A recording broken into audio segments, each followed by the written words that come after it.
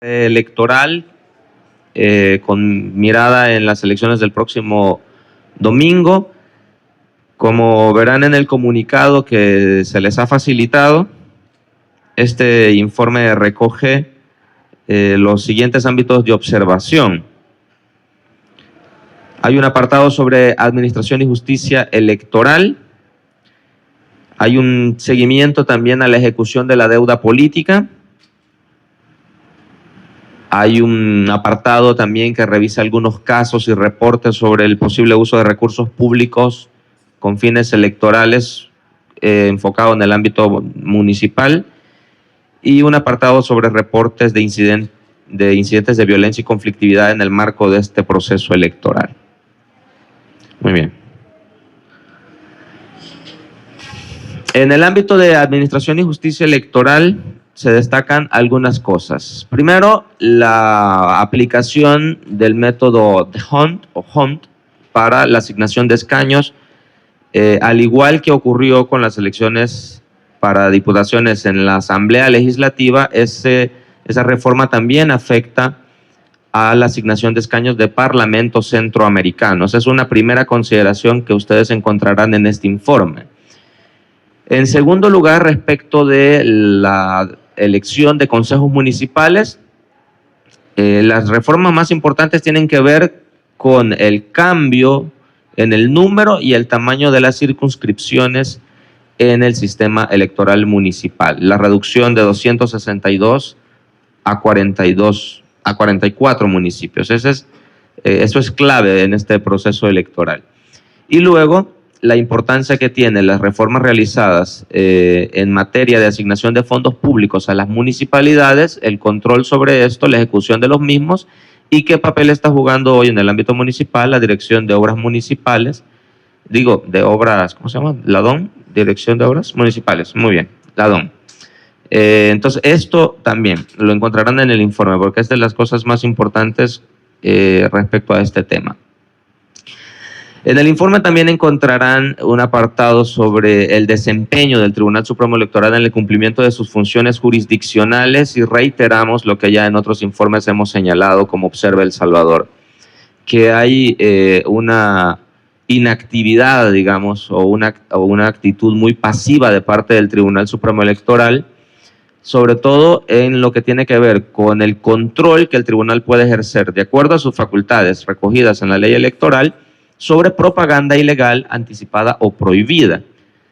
Hay algunos casos, encontrarán en el informe ustedes algunos casos ahí, que el tribunal informó que había iniciado algunos procesos, alrededor de 18, con medidas cautelares. Vamos a ver el desenlace de esto porque vemos que en el ámbito de la aplicación de la justicia electoral, el tribunal puede aplicar medidas cautelares y continuar el proceso y posteriormente aplicar las sanciones que correspondan. Eso es algo que vamos a estar monitoreando, que vamos a seguir. Es esto justamente, las medidas cautelares. Y sobre el control de candidaturas, ya en nuestro segundo informe habíamos recogido en un cuadro 6 casos registrados por el Tribunal Supremo Electoral como transfugismo. En ese momento solo los enunciábamos, no sabíamos qué había pasado con eso, pero ya en este informe hemos verificado que el Tribunal Supremo Electoral ratificó la decisión de las juntas electorales departamentales de separar a estas personas. Hay 6 casos. De estos, en 4 casos, los partidos políticos sustituyeron a las personas que caían en esto que ya está recogido como una infracción en el Código Electoral, el transfugismo. Los partidos decidieron a estas 4 personas apartarlas y nombrar a otros candidatos.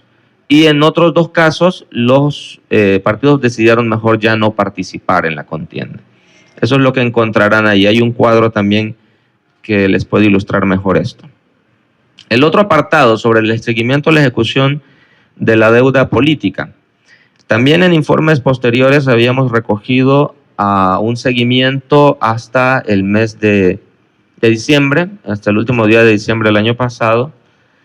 Y aquí en esta gráfica podemos observar justamente eso, que el año pasado hubo 0 ejecución de este fondo, que es un derecho de los partidos políticos y los candidatos a acceder a la deuda política, es un derecho consagrado en la Constitución de la República. Sin embargo, de acuerdo a la información pública, de acuerdo a la información recogida por este consorcio, el año pasado no hubo ejecución en ese sentido. Y para este año, encontrarán también en el comunicado de prensa, se ha constatado que, de acuerdo con información presupuestaria oficial del Ministerio de Hacienda, al 31 de enero del año en curso, es decir, hasta el mes pasado, se habían ejecutado únicamente $800,000 de un total de más de 9 millones. Esto representa el 8.5% de la asignación presupuestaria para este tema de la deuda política. Solo se ejecutó el 8.5% como deuda política. Así las cosas. Hay un caso recogido, bueno, la única asignación es al partido FMLN, ¿no? El único desembolso que está registrado, eso lo encontrarán en el informe también, que de hecho hay un QR allí donde pueden acceder a este informe. Hay otro apartado en el informe que recoge reportes de posible uso de recursos públicos y prevalencia del cargo con fines de propaganda electoral. El consorcio definió 7 categorías para dar seguimiento a estos posibles casos de uso de recursos públicos municipales o funcionarios públicos actualmente en el desempeño de sus funciones que puedan prevalerse del cargo para hacer política partidista, una cosa que está recogida en el artículo 218 de la Constitución de la República como una prohibición para los funcionarios públicos. De hecho, como uno de los anexos en el informe encontrarán un ranking de los funcionarios a quienes se les ha identificado más casos o sobre los que hay más reportes de posible uso de recursos públicos y prevalencia del cargo. Ese creo que es un cuadro que puede llamar su atención y está como un anexo en el informe. Las categorías son estas. Uso de recursos públicos significa que pueden utilizarse o usarse trabajadores de las municipalidades con fines electorales en actividades que tengan que ver con campaña electoral, el uso de instalaciones o edificios estatales, el uso de bienes institucionales como vehículos, aparatos, equipo o maquinaria estatal u otro recurso o bien público, la inauguración de obras estatales con fines electorales. Hay que recordar que hay un plazo también establecido por la ley para que las municipalidades y el Ejecutivo no pueden inaugurar obras. Entrega de beneficios sociales de parte del gobierno con objetivo propagandístico, la realización de eventos sociales que hayan sido financiados con fondos públicos y la 7ª categoría, el uso de redes sociales oficiales o públicas para difundir propaganda electoral partidista para potenciar la imagen de un candidato o candidata que en este caso sea un funcionario público que está en el ejercicio de funciones y compite por algún cargo de elección popular. En este sentido, entre el 29 de enero y el 23 de febrero, Observa El Salvador recibió 539 reportes de la red de observación de largo plazo, de entre los cuales se han identificado 235 posibles casos de uso de recursos públicos y campañas electorales en territorios donde Observa El Salvador está observando este comportamiento, donde se ha levantado la información. Si bien aclaramos ahí en el comunicado, también lo verán, el alcance de la red de observación y su cobertura territorial no permite afirmar que exista un patrón de uso sistemático de recursos públicos con fines electorales a escala nacional. Es claro que existen múltiples prácticas clientelares y de uso de recursos estatales que constituyen un factor de desproporción en las condiciones en las que se está desarrollando esta contienda electoral en particular. Con base en la información recolectada, este consorcio sobre el financiamiento político, ya les decía, y sobre el uso de recursos del Estado, encuentra consistencia entre las campañas municipales y las recién pasadas elecciones nacionales en cuanto al carácter disparejo de la competencia electoral, afectando con ello la equidad y la competitividad que el proceso en su conjunto demanda para mantener su integridad, ¿no? Entonces, esos son las categorías hay casos recogidos en el informe que tienen que ver con estas prácticas. Encontrarán un cuadro en el informe donde se detallan estas cosas. Lo que les decía, de 539 reportes recibidos, se han identificado 235 casos de posible uso de recursos públicos en campañas electorales. Ese es un apartado que está muy interesante, que pueden revisarlo. Ya cuando vemos estos posibles casos, estos 235 posibles casos de uso de recursos públicos o prevalencia del cargo, y lo segmentamos por partido político, vemos ahí, es evidente, digamos, la práctica en su mayoría está siendo llevada a cabo por el partido oficial, que está acá, Nuevas Ideas, y en esta gráfica todo esto es Nuevas Ideas. Entonces, en los casos encontrarán justamente eso. El otro apartado, el apartado final, habla sobre violencia y conflictividad electoral en el marco de este proceso, de esta campaña.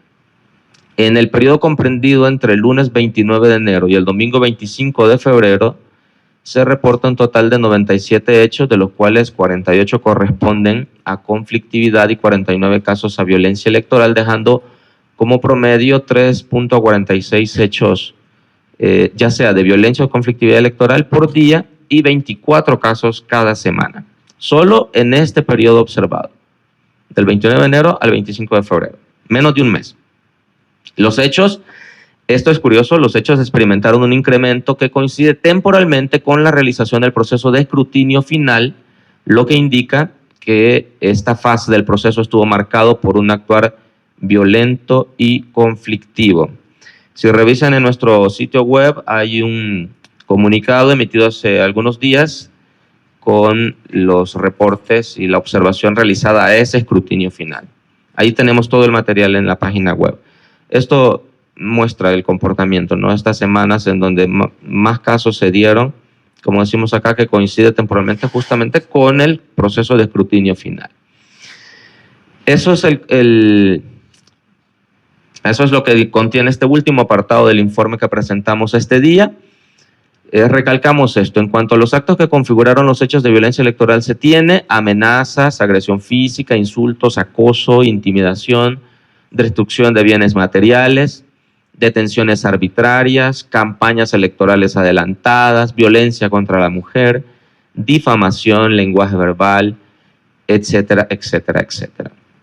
Mientras que los casos que configuran hechos de conflictividad electoral tienen que ver con irregularidades en la cadena de custodia de paquetes electorales, campaña adelantada también, injurias, acusaciones injuriosas contra la oposición, el uso indebido de espacios publicitarios privados, la negligencia con el material electoral, inconsistencias en las normativas del Tribunal Supremo Electoral, etcétera. Ahí encontrarán también en el informe detallado todo esto. Muy bien, el informe, como les digo, está disponible ya en la página web, pueden descargarlo, consultar ahí las gráficas, las tablas, el ranking de los funcionarios que posiblemente estén usando recursos públicos. Decimos posiblemente porque es una cosa que el tribunal tendría que ejercer sus controles sobre esto. Además, en esto tiene que ver otras instituciones de control como la Corte de Cuentas de la República y el Tribunal de Ética Gubernamental. Son instituciones que tienen facultades reglamentarias y legales para actuar en estos casos y deberían estar haciendo esa verificación también.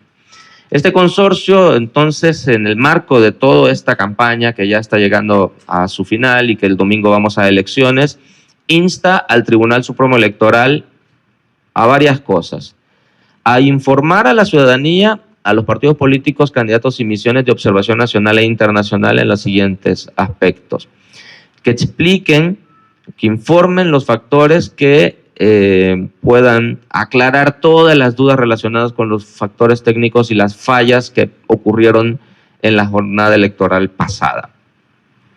También el tribunal debería explicar los mecanismos correctivos para garantizar que esos hechos de la jornada electoral pasada no se repitan el próximo domingo. Es como la gran expectativa que todos tenemos, ustedes, nosotros y todos pensando en qué va a pasar el domingo hacia el final, sobre todo de la jornada.